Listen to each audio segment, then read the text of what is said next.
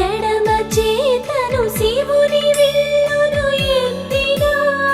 రాముడే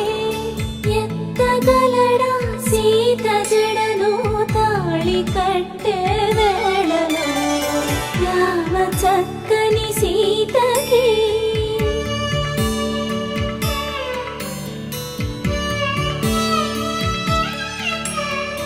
ఎర్ర జాబిలి చేయి రాముడేడని అడుగుతుంటే